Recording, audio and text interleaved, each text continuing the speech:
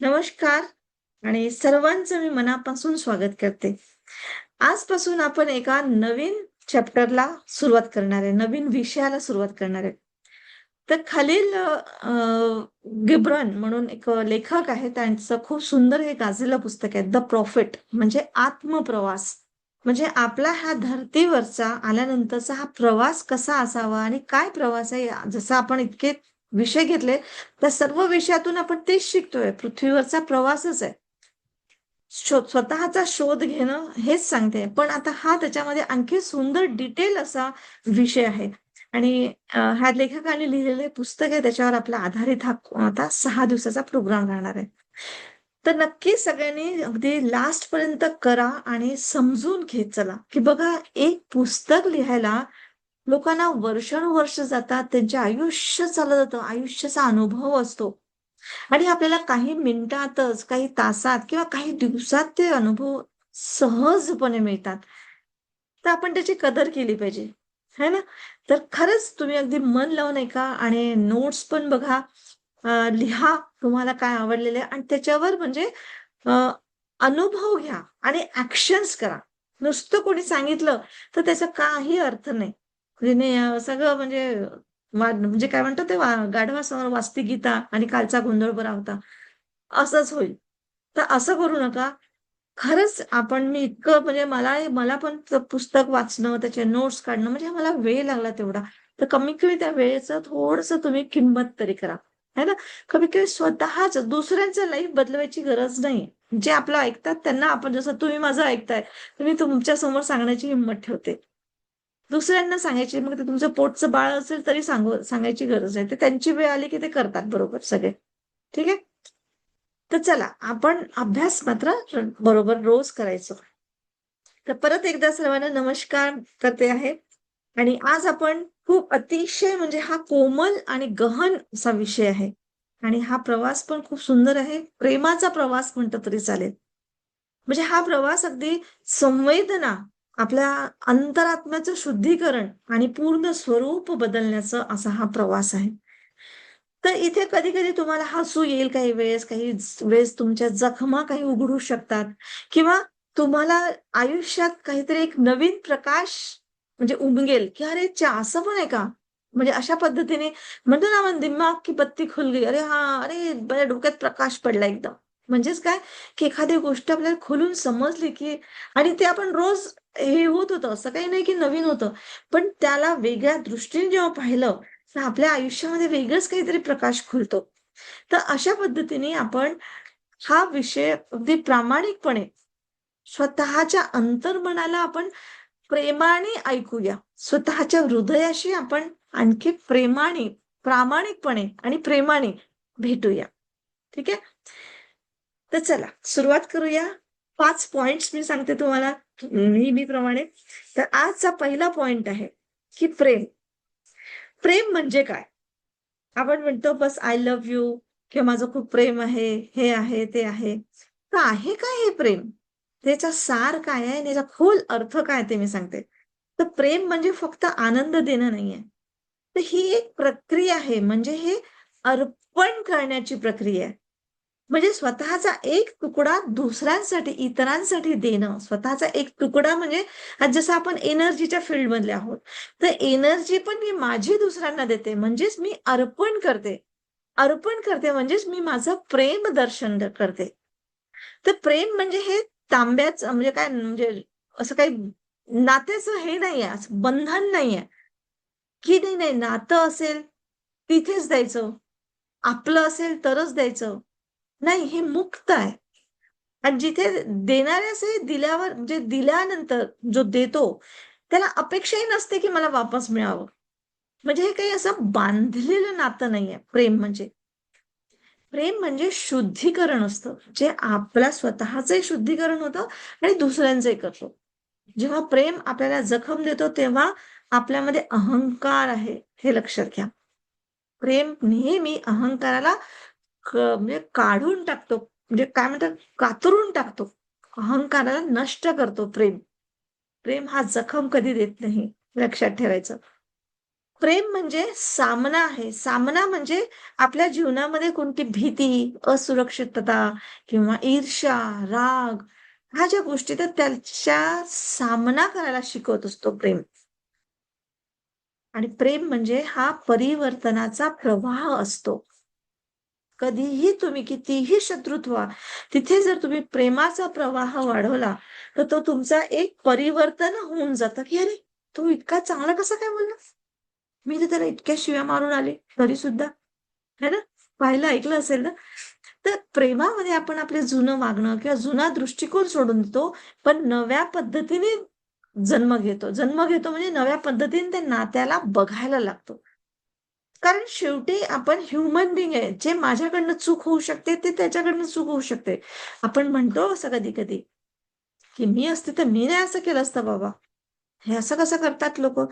पण काय माहिती त्याची परिस्थिती तशी असेल किंवा त्याची समज तशी असेल. कदाचित आपली समज वाढली. आपण असे कोर्सेस करतोय, आपल्याला काहीतरी आवड आहे, आपल्याला शिकण्याची. त्याला नसेल किंवा त्याला अजून त्या गोष्टीचा सामना झाला नसेल, म्हणून तो तसा वागला असेल.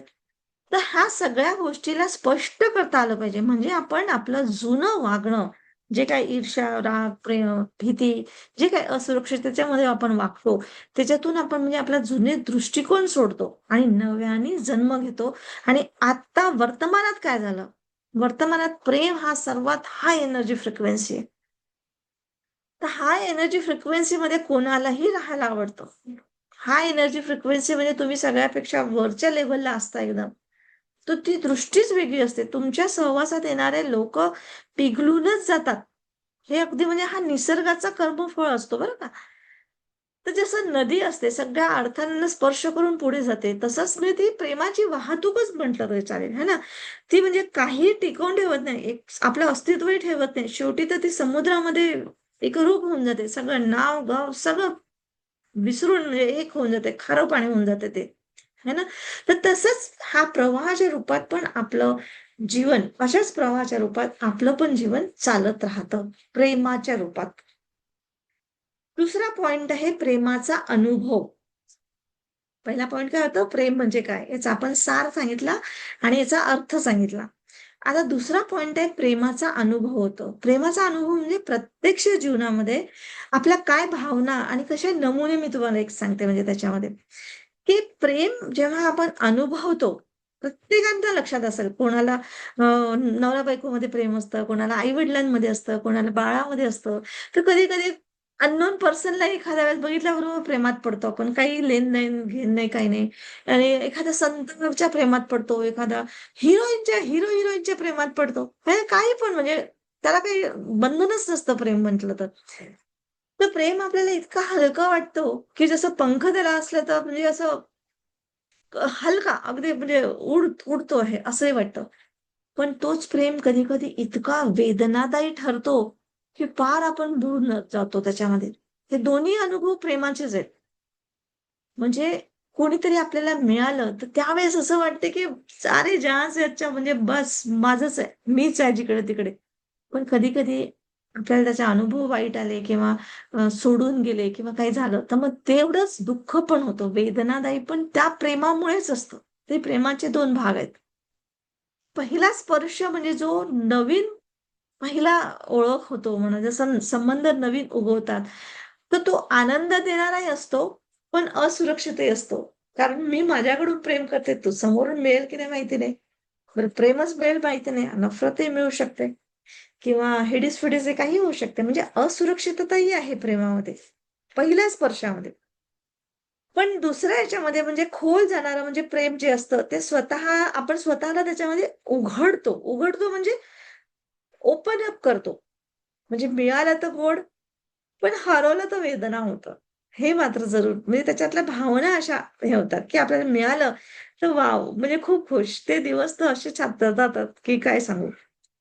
किंवा मग हरवलं तर जसं आई-वडिलांचंही असते. आईवरही खूप प्रेम असतं. आईचं प्रेम मिळालं तर खूप मस्त. ते काही-काही करून घालवेल, आपल्याला खाऊ देईल किंवा काहीतरी आणेल. कितीतरी नुसतं डोक्यावरून हात फिरवलं तरी खूप म्हणजे सुंदर वाटतं. पण आई हरवली, आईपासून दूर जावं लागलं तर मग वेदना होतात. है ना?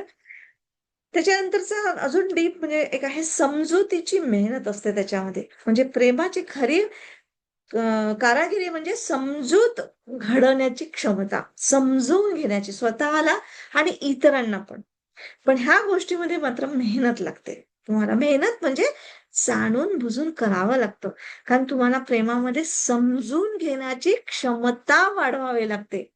तुम्हाला लोकं समजून घेतील याची खात्री नाही. हे लक्षात ठेवा. म्हणजे प्रेमाची खरी व्याख्या आहे. पण तुम्हाला प्रत्येक वेळेस त्यांना समजून घ्यायची क्षमता वाढवावी लागेल. नंतर सहन करण्याची कला सुद्धा आपल्याला शिकायला पाहिजे याच्यामध्ये, प्रेम जेव्हा असतं. म्हणजे दुसऱ्यांच्या त्रुटी असतात, कमतरता असतात, त्या एक्सेप्ट करणं किंवा सहन करणं शिकायचं असते, प्रेम करण्याच्या कलेमध्ये. आणि नंतर त्याच्यामध्ये आणखी प्रेमाची वाढ पण असते. प्रेम शेवटी म्हणजे आपल्याला मोठंच करतो, अधिक दयाळू करतो किंवा आपलं हृदय असं विस्तारित करतो. विस्तारित म्हणजे की हो, माफ करा, चलो जो होता है अच्छे के लिए होता है. असं करून म्हणजे सोडून देतो आणि त्यांना तरी पण आपल्यातच घेतो. हे सगळ्यात बेस्ट म्हणजे आपली आई करत असते. ती कितीही तिला काही करा, कसंही करा, पण तरी पण ती शेवटी माझं बाळच करत असते. तर म्हणजे ह्या अपेक्षा नसतं. म्हणजे हा नात्यातून अनपेक्षित म्हणजे अ, असतं, पण न मिळालेलं रूप. म्हणजे मिळत ते काहीच नाही त्याच्यामध्ये. पण तुम्हाला ती भावनेची जाणीव, की मी प्रेम करते, माझं प्रेम आहे. ही जाणीव तुम्हाला खोल म्हणजे डीप बनवते असं. आतमधून तुम्हाला सुंदर असं काय म्हणतात त्याला प्रेमळ अशी तुमचं व्यक्तिमत्व बनतं. म्हणजे बिकमिंग जे म्हणतोय, घडण्याची कृती आपली बनते. ठीक आहे. आता त्याच्यातलं थर्ड पॉइंट आहे, की प्रेम म्हणजे आतापर्यंत प्रेमाचा अनुभव हा म्हणजे प्रत्यक्ष जीवनातला मी नमुने वेगवेगळ्या पद्धतीचे नमुने सांगितले किंवा भावना सांगितल्या. पण आता मात्र विवाह स्पेशली हा आपल्या समाजामधला हा एक आहे, की प्रेम म्हटलं तर दोघांचं लग्न झालं पाहिजे, दोघांचा संसार झाला पाहिजे. पण प्रेम म्हणजे विवाह आहे, पण त्याला आपण अजून वेगळ्या पद्धतीने कसं बघू शकतो? तर म्हणजे 2 आत्म्यांचं नृत्य आहे असं समजा. म्हणजे बघा, कुठून ते जन्मले, प्रत्येकाचे आई-वडील वेगळे असतात, दोघा नवरा-बायकोचे, त्यांचं घराणं वेगळं, त्यांचं जडण-घडण वेगळं, जात-पात असेल ठीक आहे, ते वेगळं किंवा संस्कार वेगळे, कुणाची आई असते, तर कुणाला वडील नसतात, वगैरे, वगैरे. किती-किती वेगळे. कोणी गरीब असतं, तर कोणी श्रीमंत असतं. पण हे 2 आत्मा म्हणा, आत्मा म्हणजे एनर्जी. हे 2 म्हणजे हा पृथ्वीवर आपण आलोय, नृत्य एकमेकांचं बघायचंय आणि आयुष्यभर राहायचंय त्या दोघांना, विवाह असं आपलं आणि एवढं करून हे दोघांची एकत्रितता वाढली पाहिजे, राहिली पाहिजे. तर विवाह म्हणजे 2 व्यक्तीचे पूर्ण होणे नाहीये. तर 2 व्यक्ती स्वतंत्र आहे. स्वतंत्र व्यक्तींचं एक सुंदर नृत्य आहे एकमेकांसाठी. एकमेकांना फॉलो म्हणा किंवा टुगेदरनेस म्हणा, एकत्र येणं, पण तरी पण एकमेकांशिवाय अधुरा आणि एकमेकांशिवाय म्हणजे पूर्णपण. दोघंही आले तर एकत्र पूर्णपण. तर अशा पद्धतीचं म्हणजे विवाह आहे. तर विवाह म्हणजे 2 व्यक्तीचं अगदी म्हणजे पूर्ण नाही असं ते स्वतंत्र आहेत दोघंही, पण तरी एकत्र येऊन ते आयुष्य साय करतात आहे. तर यांच्यामध्ये म्हणजे काय असतं एकत्र असूनही स्वतंत्र राहण्याची कला. नंतर मग तरी परिपूर्णता होईल याची पण अपेक्षा ठेवायची नाही, की जोडीदार आला आता तर माझे सगळे प्रश्न सोडवतोच आहे आणि सोडवलंच पाहिजे आणि त्याने असं केलंच पाहिजे. तर ही इच्छा पण नाहीये प्रेम म्हणजे. आता जसं काही-काही आजकाल तर बायकाही खूप चांगल्या कमवतात. तर कधी-कधी नवरा कमी कमवतो, कधी-कधी नवऱ्याला नोकरी नसते. तर अशा वेळेस बाई कमवते. तर मग नवरा घरात काम करतो किंवा घरच्या मुलांकडे हे करणं वगैरे. तर हे एक प्रकारचं म्हणजे आपण असं जर सामाजिक ठेवलं, की नवरा असा, बायको अशी, हे असं, याला प्रेम नाही म्हणत. तर जे काही आहे, इच्छा होणं ठीक आहे. पण हे म्हणजे खूप असं बांधून इच्छा ठेवणं, तर हे नात्यामध्ये तणाव निर्माण करते. हा प्रेम नाही. तर एकमेकांमध्ये देव पाहण्याचा म्हणजे गुण पाहण्याचं, चूक पाहण्यापेक्षा त्याच्या आतला प्रकाश बघा, म्हणजे प्रकाश म्हणजे चांगले गुण बघा, सद्गुण बघा. तर तो पाहण्याचा प्रयत्न करणं म्हणजे प्रेम करणं. एकमेकांच्या कडे चांगले गुण बघणं, त्यांच्यातला आतला प्रकाश, प्रकाश म्हणजे काय त्यांना ज्ञान आहे किंवा त्यांचं कसं जगण्याची पद्धत आहे, काय ते ह्या समाजाला देतात आहे, ह्या पृथ्वीला म्हणजे ह्या ब्रह्मांडाला देतात आहे. तो प्रकाश एकमेकांचा बघा, तर प्रेम तुम्ही करत आहात. संवेदनशील म्हणजे संवाद दोघांचा आपसामध्ये पण कसा असावा, बोलण्याचा म्हणजे प्रेमाने बोलण्याचा, म्हणजे हे अक्षर जोपासण्याची कला आहे बरं का ही.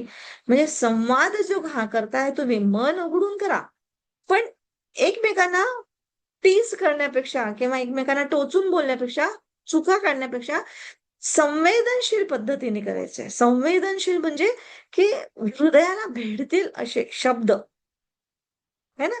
अशा पद्धतीने संवाद करणं म्हणजे प्रेम करणं आहे. नंतर विवाह साधना आवडलं, तर एकमेकांसाठी म्हणजे कसं छोटी-छोटी साधनं ठेवायची आहे. म्हणजे जसं साधनं म्हणजे काय म्हणतात त्याला, जसं एक शारीरिकता असतंच, ते तर आहेच, प्रश्नच आहे.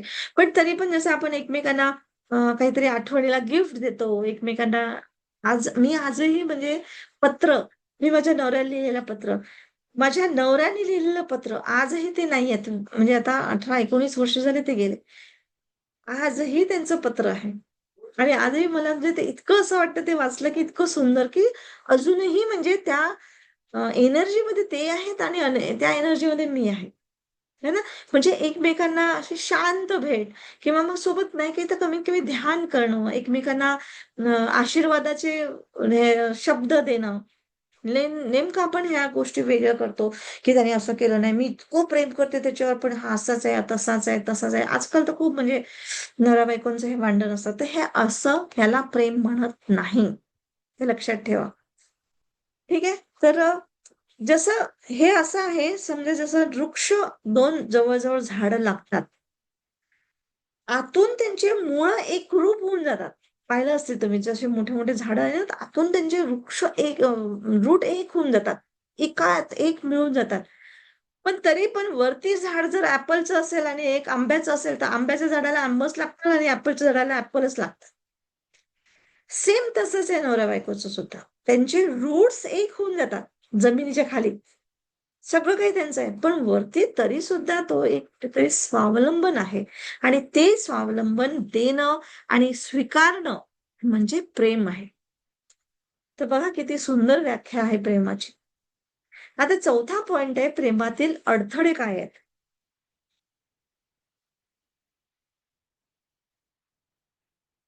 प्रेमातील अडथळे काय येतात? तर अपेक्षा, ईर्ष्या, अहंकार, हे खूप मोठे राग, लोभ, है ना? हे प्रेमातील अडथळे आहेत. हे कुठल्याही रिलेशनचं मी सांगते, फक्त नवरा-बायकोचं नाही. इव्हन 2 मित्र-मैत्रिणींचं असेल तरी सुद्धा प्रेमाचं रिलेशन. ठीक आहे? तर प्रेमातला अडथळा सगळ्यात मेन म्हणजे जिथे अपेक्षा आली, की मी तुला असं सांगितलं, तू असं का नाही केलं? तर तिथे प्रेम नाही राहत. प्रेम इतकं हलकं-फुलकं आहे, की भरकन उडूनही जातं. तितकंच तुम्ही चांगलं फील केलं ना, तितकंच तो डीप जाऊन रूट्सही बनवतो आपले. तर प्रेमात जेव्हा त्रास होतो त्याचं मूळ म्हणजे अपेक्षा आहे. आपण अपेक्षा ठेवल्या आणि त्याच्यानंतर जे म्हणजे पूर्ण नाही झालं, तर मग तो त्या वेदनामध्ये कन्व्हर्ट होतो. म्हणजेच प्रेम तिथून उडून जातो. तर प्रत्येक नात्याला एक अस्तित्व, स्वतंत्र अस्तित्व द्या. म्हणजे स्पेस द्यायचा आहे. अपेक्षा नाही करायचंय. आणि ईर्ष्या पण. ईर्ष्या म्हणजे कसं, की ही आपल्याला असं वाटतं आपण सुरक्षित राहायला पाहिजे. जिथे तुम्हाला असुरक्षितता वाटते ना, तिथे ईर्ष्या निर्माण होते. तर हे समजून घ्यायचं, की तुम्ही सुरक्षित आहात. जिथे तुम्ही निखळ प्रेम केलं ना, तिथे तुमच्या तो समजा तुमच्यासोबत काही त्याने धोकाही दिला किंवा तिने धोकाही दिला, काही झालं, तर त्याचं हे म्हणजे काय म्हणतो कमजोरी आहे किंवा तो अभाग आहे व्यक्ती, की ज्याने तुमचं प्रेम ओळखलं नाही. ही खूप मोठी गोष्ट आहे. कारण प्रेम ही इतकी हाय एनर्जी फ्रिक्वेन्सी आहे, की ती अशा जे बेईमान असतात किंवा तुम्हाला फ्रॉड असतात किंवा जे काही तुम्हाला फसवणारे असतात, तिथून ती तुम्हाला ठेवूच देणार नाही, जर तुमची हाय एनर्जी फ्रिक्वेन्सी आहे. काही ना काहीतरी होऊन तिथून तुम्हाला निघावंच लागेल. निघून जातो तुम्ही. तर आनंदच ठेवा आणि त्या निसर्गाला म्हणजे एक्सेप्टन्समध्ये ठेवा. कारण निसर्ग हा कधीच चुकीचं करत नाही. कधीच नाही. तुम्हाला आज असं वाटेल, की माझ्यासोबत असं का होतं आणि मी इतकं प्रेम केलं. माझ्यासारखं प्रेम कोणी करू शकणार नाही. त्याला आता तू जा तिकडे, तू हे कर, तू कर आणि ये माझ्या जवळच येशील. काही गरजच नाही तुम्हाला बोलायची. तुम्हीच इतके भरभरून आहात प्रेम करायला, की तुमच्या जवळ लोकं धावूनच येतील. फक्त तुम्हाला पेशन्स करायचा आहे आणि लिमिटेशन्स नाही ठेवायचं आहे, की नाही, नाही असंच आहे, तसंच आहे, तसंच आहे. नाही, काही गरज नाही. नंतर आहे की अहंकार सोडा त्याच्यामध्ये. प्रेमाचा अडथळा हा खूप मोठा आहे. अहंकार, की मीच बरोबर आहे, मी जे म्हणते ते बरोबर आहे. नाही, सोडून द्या ना. त्याला त्याच्या वेळेवर येईल. वेळेवर समजतं. नंतर आपला संवाद बोला. म्हणजे ताबडतोब त्याला उत्तरं देण्यापेक्षा तुम्ही थांबून जा ना. ऐका आणि सोडून द्या. बघू येईल परत. किंवा मग शेवटचा म्हणजे आपण क्षमा पण मागू शकतो. क्षमा म्हणजे परत ते संपलेलं प्रेम सुरू होण्याची प्रक्रिया असते. तर अगदी माफी ही एक कला आहे. माफी मागणं, माफ करणं आणि ती पण प्रेमाला असं एक नवीन पुनरुज्जीवन देते, असं म्हटलं तरी चालेल. तर माफी आणि प्रेमाचा खूप सुंदर संबंध आहे. तर तो माफी मागेल तेव्हा मी जाईल असं बिचं नाही. आपण पुनर्जन्म करा ना. एक झाड आपण कलम लावलं, तर एक पालवी फुटली तर किती सुंदर वाटतं एकदम. हां, पालवी फुटली, पालवी. तर प्रेमाला माफी मागणं, माफ करणं म्हणजेच ते पालवी फुटणं. तर अशा पद्धतीने करा, की तुम्ही इतरांचे दोष नका बघू. आधी स्वतःचं निरीक्षण करायचं आहे. स्वतः आपण परत म्हणजे तेच आहे का आपण? कुठेतरी म्हणजे जे आपल्याला करायचं आहे, जे आपल्याला अपेक्षा आहे, ते आपण आहोत का? हे स्वतःमध्ये बघायचं. ठीक आहे? नंतर 5वा पॉइंट आहे, की प्रेमाचं रूपांतरण. प्रेमाचं रूपांतरण म्हणजे रोजच्या जीवनामध्ये आपण काय त्याच्यावर उपाय करू शकतो किंवा कसे साधनं वापरू शकतो किंवा कशा पद्धतीचं दिनचर्या आपण ठेवू शकतो. त्याला कसं आपण कन्व्हर्ट करू शकतो, बदलू शकतो. तर प्रेमाच्या फक्त भावना मनात ठेवून काही गरज नाही. जसं आता मी सांगितलं, "हो, खूप सुंदर वाटलं. हो, अगदी असं करायला पाहिजे." पण असं बोलून काही उपयोग नाही. पण ते तुम्हाला आचरणात आणलं, तर तुम्हाला त्याचा रिझल्ट मिळेल. नाहीतर काही अर्थ नाही. आजच्या म्हणजे गाढवासमोर वाचलं गीता, कालचा गोंधळ बरा होता. असं वाटत-वाटत हाई क्लास संपून जाईल तुमचं. तर याच्यात हे कसं ठेवायचे आहे, म्हणजे ह्या प्रेमाच्या भावना आचरणात आणण्यासाठी काय करायचं आहे? तर एक दिनदर्शिका म्हणजे डायरी एखादी तुम्ही आपल्यासोबत ठेवा. अशी, की आदर जसा आपण करतो, आदर कसा करतोय कोणाचा, कोणाबद्दलचा आपण आदर करतोय किंवा जी कृती करतोय, एक छोटीशी तरी कृती करा कोणाबद्दल तरी, की आय रिस्पेक्ट यू म्हणजे मला रिस्पेक्ट आहे किंवा मला तुझ्याबद्दल छान वाटतं, की तू आहेस म्हणून माझं आहे. जे काही आपण असं म्हणतो धन्यवाद भाव, है ना? तर ते रोज कोणासाठी तरी तुम्ही म्हटलं, प्रदर्शित केलं किंवा मनात आणलं. लिहा. मला आज याच्याबद्दल खरंच खूप आदर वाटलं. खूप धन्यवाद वाटतो. माझ्या जीवनात हे आहेत. खूप मला ग्रॅटिट्यूड आहे वगैरे. मग त्या तुमचे ओळखीचे असो, अनोळखी असो, एखादी प्रक्रिया असो, कोणतीही असो, पण लिहा. नंतर दुसरं आहे ऐकण्याची साधना म्हणजे याला लिसनिंग म्हणतात. लिसनिंग म्हणजे बघा, हिअरिंग आणि लिसनिंग. खूप महत्त्वपूर्ण आहे बरं हे. खूप ध्यानपूर्वक ऐका. जर तुम्ही कुठे काम करत असाल, तर ध्यानपूर्वक ऐका ही खूप मी काय सांगते. कारण आपल्याला प्रेमाचं रूपांतरण करणं खूप गरजेचं आहे. ट्रान्सफॉर्मेशन करणं. नुसतं ऐकायचं नाहीये. तर आपल्याला हे ट्रान्सफॉर्मेशन करायचंय. तर दुसरी प्रक्रिया काय करायची? ऐकण्याची साधना म्हणजे लिसनिंग. त्याच्यामध्ये पण हिअरिंग आणि लिसनिंग अर्थात एकच आहे ऐकणं, है ना? पण हिअरिंग म्हणजे काय? तर मला जसं आता पंखा चालू आहे त्याचा आवाज येतो. मागून गाडी गेली त्याचा आवाज येतो. कोणीतरी रस्त्यावर बोलतात आहे किंवा कुत्रे भुंकतात आहे तर मला आवाज येतो. कुठेतरी चक्की काहीतरी मशीन चालू झाली त्याचा आवाज येतो. गेटचा आवाज येतो. हे झालं हिअरिंग. पण समजा माझ्यासमोर कोणी येईल आणि मग आपला वेदना सांगतोय, आपली स्टोरी सांगतोय किंवा आपलं काही कारण सांगतोय, तर मी शांतपणे ऐकते. त्याला काय फील होत असेल ते मी समजते. त्याच्या भावना समजते. याला म्हणतात लिसनिंग. म्हणजे ऐकण्याची साधना. म्हणजे पूर्णपणे त्याला व्यत्यय न म्हणजे डिस्टर्ब न करता 5 मिनिटं तर ऐकून तर घ्या. ऐकणं. नाहीतर आपण काय म्हणतो कोणी सांगत असेल तर "अगं तुझं एवढंसच आहे, माझं तर आणखी जास्त." मग त्याच्यापेक्षा जास्त सांगायचा प्रयत्न करतो. दुःख, है ना? तर तसं नाही. तुमचं कितीही जास्त असो, तिचं कमी असेल, पण तरी पण ऐकून तर घ्या तुम्ही. ऐकण्यामध्ये तुम्ही प्रेम करताय, आपलं प्रेम दाखवताय. प्रेमाचे रूपांतरण करत आहात तुम्ही. ट्रान्सफॉर्म म्हणजे तुझ्यासाठी मी आहे उभी. हे त्याला दाखवताय, विश्वास दाखवताय. खूप मोठी गोष्ट आहे बरं. खूप मोठी गोष्ट आहे. नंतर तिसरा पॉइंट त्याच्यामध्ये प्रेमाचं रूपांतरण म्हणजे ट्रान्सफॉर्मेशन कशामध्ये येतं, तर निस्वार्थ सेवा करा. म्हणजे कोणालाही मदत करण्याची सवय लावा. म्हणजे काही अपेक्षा नाही करायची. अपेक्षा बाळगायची नाहीये.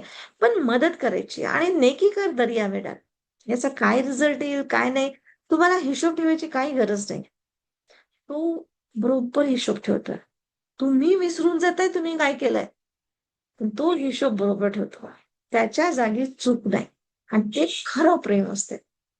मग तो तुमच्या ओळखीचा असो, की अनोळखी असो, तुमचा शत्रू असो, मित्र असो, पण मदतीची सवय जरूर लावा. तुमच्याजवळ थोडंसं आहे ना, थोडंसं तरी द्या. पण द्या मात्र. आणि एकदा देऊन दिलं तर अपेक्षा सोडून टाका. म्हणजे त्याच्यामध्ये असं आता जसं ते रस्त्यावर येतात भीक मागणारे लहान पोरं. तुमची मनातून इंट्युशन झालं ना, काढा आणि देऊन टाका. नाहीतर मग असं, "अरे, ह्यांचा धंदा बसलाय, यांचं असं झालंय, तसं झालं." असे नाही ना धंदा यार, राहू दे ना. आपण चांगल्या ह्याच्याने त्याला म्हणजे कसं म्हणतो एक आशीर्वाद देऊन, की "बेटा तुझी प्रगती हो. चांगला बिझनेस लावून कर, तू मेहनतीचा पैसा कमव." असं म्हणून देऊन द्या वाटल्यास. आणि सोडून द्या. ₹10 ₹5 आपलं काही बिघडत नाही. जर तुम्हाला वाटलं इंट्युशन आतून तर, नाहीतर जबरदस्ती नाही. पण निस्वार्थ सेवा करा. झाडं लावायला सुद्धा निस्वार्थ सेवा आहे. खूप सुंदर. है ना? त्याच्यातही काही तो झाड तुम्हाला म्हणत नाही, "मला जगवा आणि मला पाणी द्या." पण तुम्हाला वाटतं तर करा. त्याच्यातून काय माहिती किती लोकांना सावली मिळेल. पण पाहिलंय झाडं कशी मदत करतात आपल्याला. झाडाकडून आपल्याला काय शिकायचंय, है ना? तर हे सगळं म्हणजे आपल्या लाईफमध्ये करणं चालू करा आता. बस झालं आता मग आपण खूप दुसऱ्यांकडनं सेवा करून घेतली. खूप दुसऱ्यांची अपेक्षा केली, इच्छा केली. आता हे सोडूनच द्या. सगळ्यात वर्स्ट कंडिशन आहे माहिती अपेक्षा, इच्छा, मागणं सगळ्यात धिक्कार आहे. अक्षरशः. बिलकुल असं करू नका. तुम्हाला काय देता येतं, आपली फ्रिक्वेन्सी वाढवायची. याच्यामध्ये स्वार्थी बनायचं. हे लक्षात ठेवा. स्वार्थातून परमार्थ. तर हे ते आहे. ठीक आहे. नंतर आहे कृतज्ञता म्हणजे धन्यवाद भाव. हे पण रोज जर्नलमध्ये लिहा. हे जे सगळं आपण म्हणतोय ना, हे लिहून तुम्हाला तुमचं भावना, प्रेमाची भावना फक्त मनात ठेवू नका. तर ते आचरणात आणायचंय, ट्रान्सफॉर्मेशन करायचंय. तर ट्रान्सफॉर्मेशन हे तुम्हाला लिहून कळलं तर जास्त डीपमध्ये जातं. ही सवय लावून टाका तुम्ही. आता आता तरी ज्यांनी लिहिण्याची सवय नसेल ना, मी तर हे सगळं तुम्हाला पहिल्यापासून सांगते. पण अजूनही वेळ गेली नाही. आताही तुम्ही चालू करता. प्लीज चालू करा. है ना?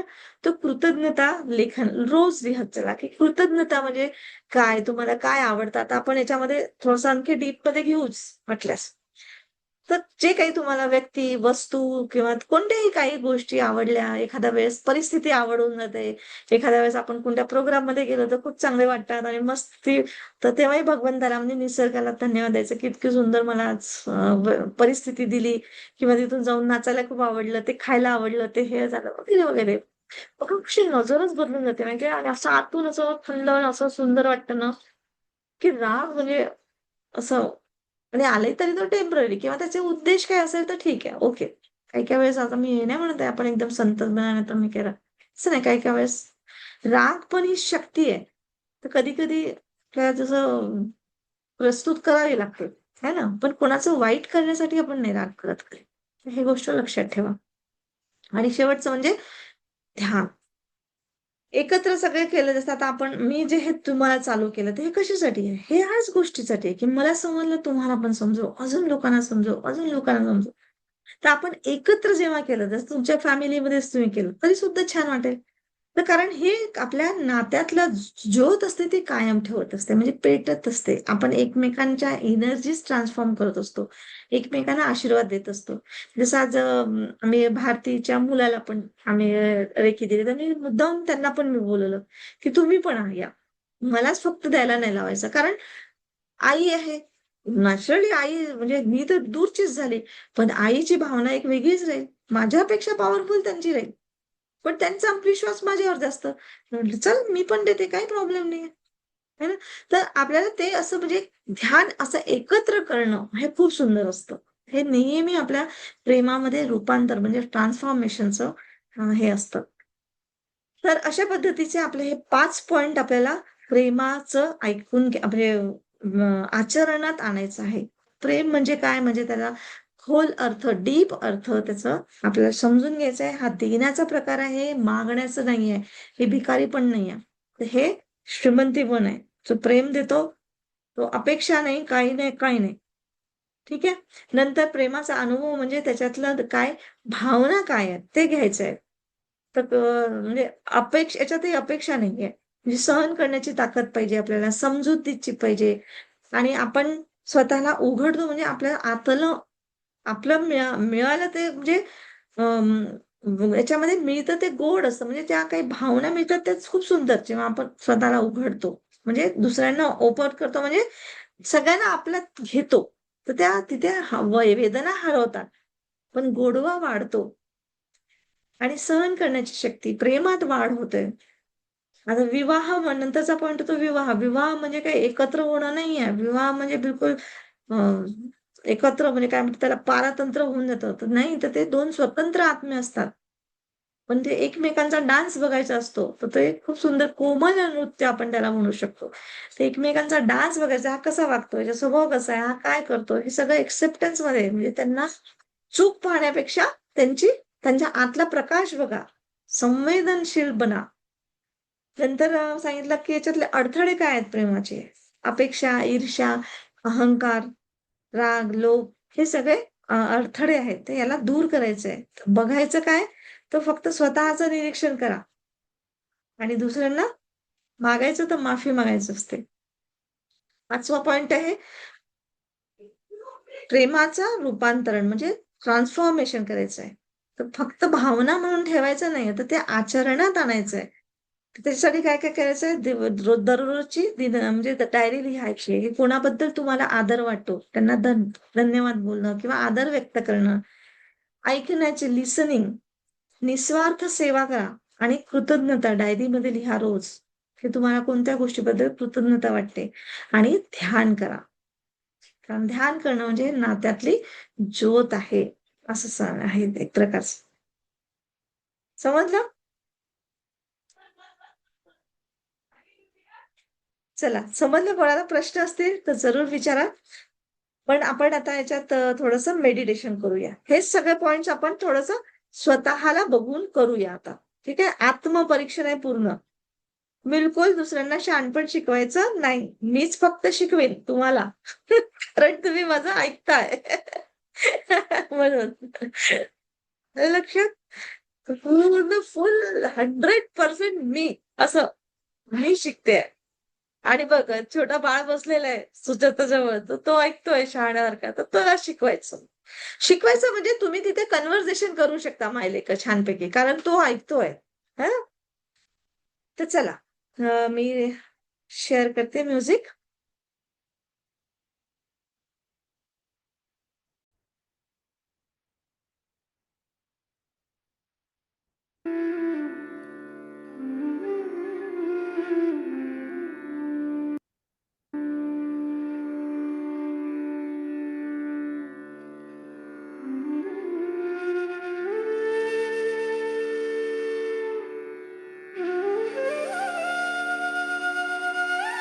शांतपणे बसा. पाठ सरळ ठेवा आणि कोमलपणे डोळे बंद करा.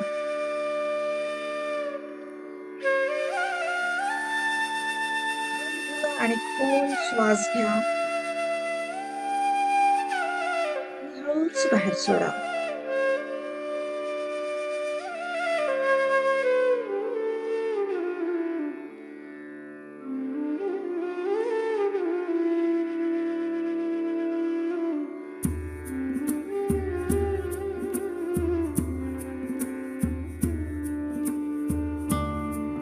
तुझं सारं शरीर शिथिल होत आहे.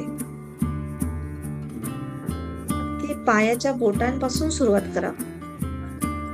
पायांची बोटं शिथिल शिथिल म्हणजे अगदी रिलॅक्स सोडून द्या असं. पायाची मनगट, गुडघ्या, गुडघे अगदी रिलॅक्स होत आहे. रिलॅक्स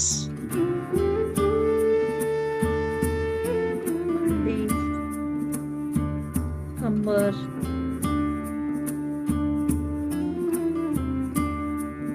ते जसं आहे तसं रिलॅक्स. फक्त तुमच्या नजरेने बघत राहायचं आहे. रिलॅक्स होत आहे, शांत. पोट, पाठ, छाती, छातीचा मागचा भाग, दोन्ही हात, खांदे रिलॅक्स होतात आहे.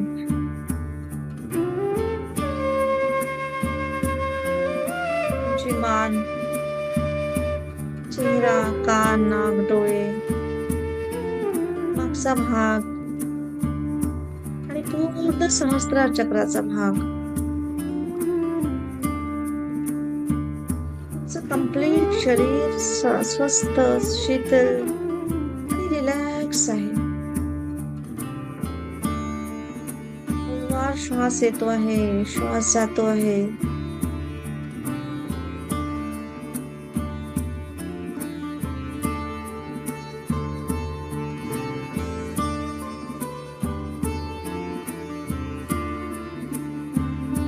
श्वासावर लक्ष केंद्रित करा.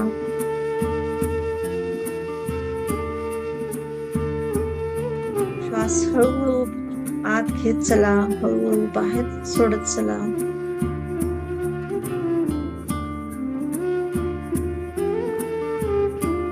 एक श्वास घेताना मनात कोमल शब्दांनी उच्चार करा. शांत, प्रेम.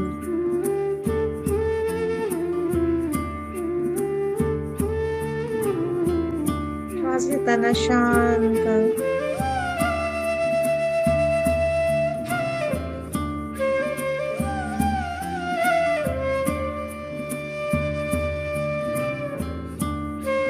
शांती आणि प्रेम तुमच्या आत येत आहे. जी काही निगेटिव्हिटी असते ती श्वास सोडताना बाहेर निघून जाते.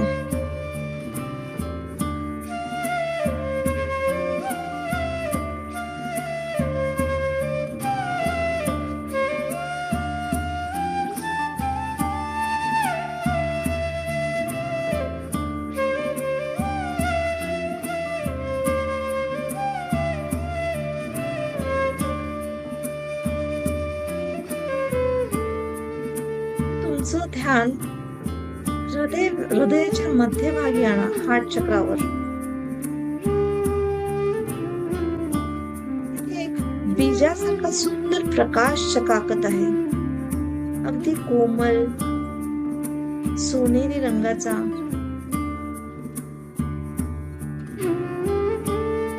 आणि तुमच्या प्रत्येक श्वासासह हा प्रकाश हळूहळू वाढतोय.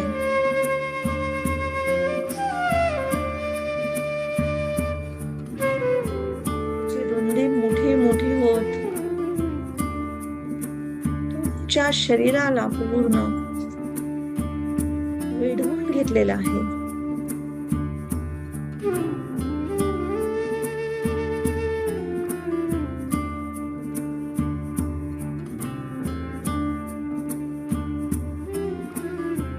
प्रत्येक श्वासासोबत प्रेम जात आहे आणि हे वाढतच जातो आहे. स्वतःला, तुमच्या प्रिय व्यक्तीला,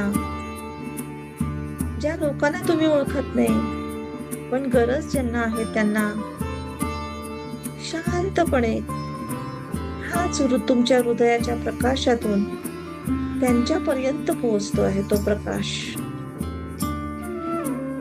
म्हणजे तुम्ही प्रेम पाठवत आहात.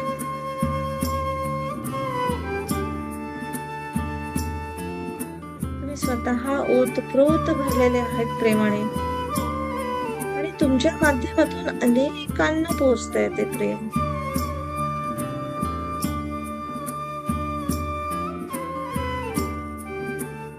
सोनेरी प्रकाशाच्या रूपाने बघा.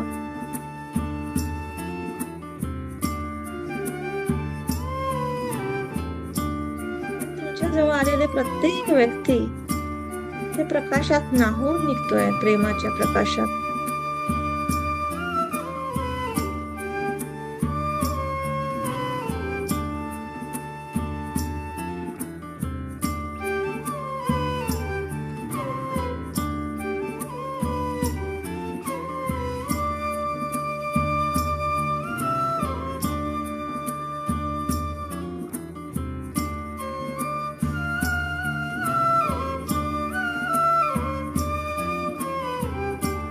मी प्रेम पाठवते आहे. स्वतःला सांगा, प्रेम ही अपेक्षा नाही, तर प्रेम हे मुक्त आहे. मुक्तपणे द्यायचं आहे.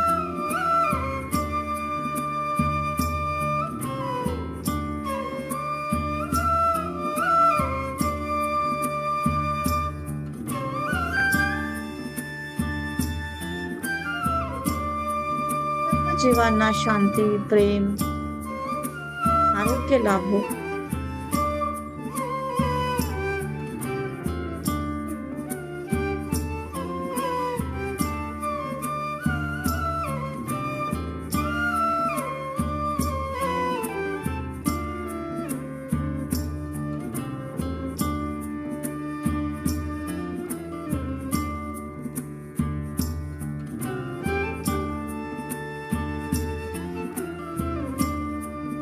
त्याच्याही मनामध्ये कृतज्ञतेचा भाव आणा. प्रत्येक क्षणाचं जे तुम्ही आज अनुभवत आहात त्याला धन्यवाद बोला.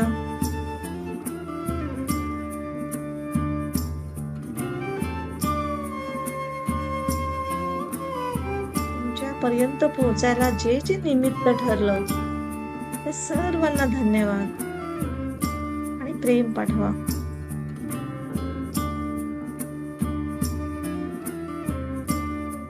सर्वांची प्रगती हो. सर्व आनंदाने, सुखाने, खुशीने जगो. प्रगती हो.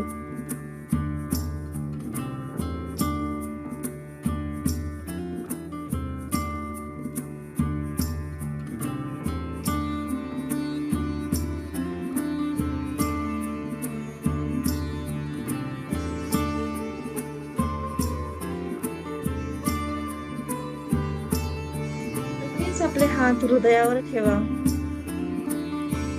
आणि फील करा ती एनर्जी.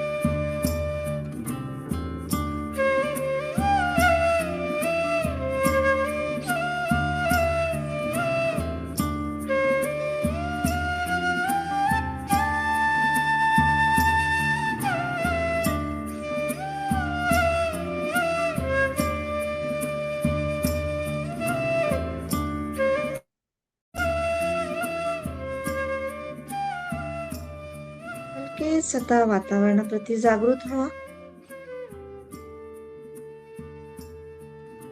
आणि आपले दोन्ही हात डोळ्यांवर ठेवून हलकेच डोळे उघडू शकता.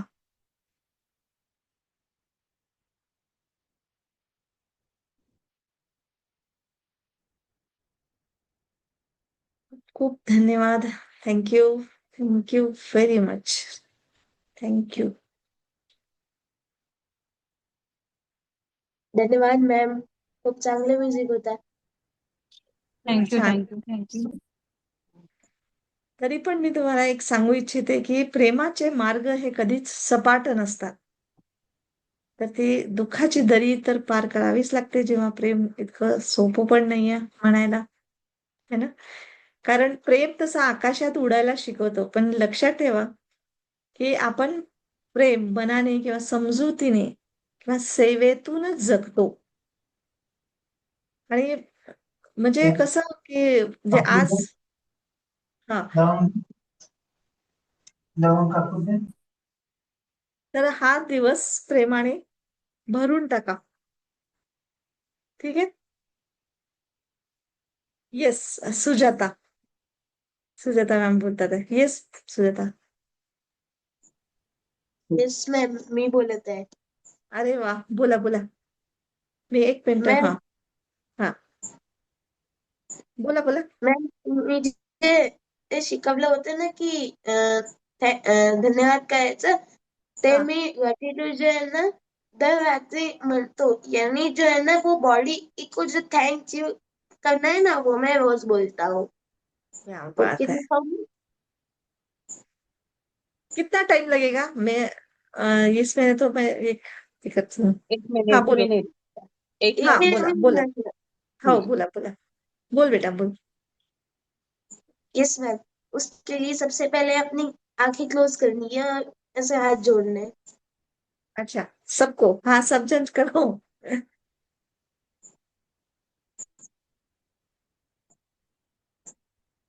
तो मैं शुरू करने जा रहा हूँ. धन्यवाद धन्यवाद धन्यवाद.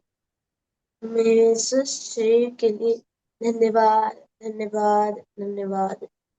मैं इन आंखों से देख सकता हूँ. मैं इन आंखों के लिए धन्यवाद धन्यवाद धन्यवाद. मैं अपने हाथों से रोजमर्रा के हजारों काम कर सकता हूँ. मैं इन हाथों के लिए धन्यवाद धन्यवाद धन्यवाद. मैं चल सकता हूँ, दौड़ सकता हूँ. मैं इन मजबूत पैरों के लिए धन्यवाद धन्यवाद धन्यवाद. मैं अपनी इन भावनाओं को आसानी से व्यक्त कर पाता हूँ. मैं बोल पाने की क्षमता के लिए धन्यवाद धन्यवाद धन्यवाद. मैं कानों से सुन सकता हूँ. मैं सुन पाने की शक्ति के लिए धन्यवाद धन्यवाद धन्यवाद. मैं खाने का स्वाद ले सकता हूँ. मैं स्वाद ले पाने की क्षमता के लिए धन्यवाद धन्यवाद धन्यवाद. मैं प्यार भरे स्पर्श को फील कर सकता हूँ. इस स्पर्श को अनुभव कर पाने की मेरी योग्यता के लिए धन्यवाद धन्यवाद धन्यवाद. मेरा हृदय 2400 घंटे काम करता है. मैं स्वस्थ हार्ट के लिए धन्यवाद धन्यवाद धन्यवाद. मैं मस्तिष्क के आदर्श तरीके से काम करने के लिए धन्यवाद धन्यवाद धन्यवाद. मेरे शरीर के सारे सिस्टम आदर्श तरीके से काम कर रहे हैं. मेरे शरीर के सभी अंगों को धन्यवाद धन्यवाद धन्यवाद.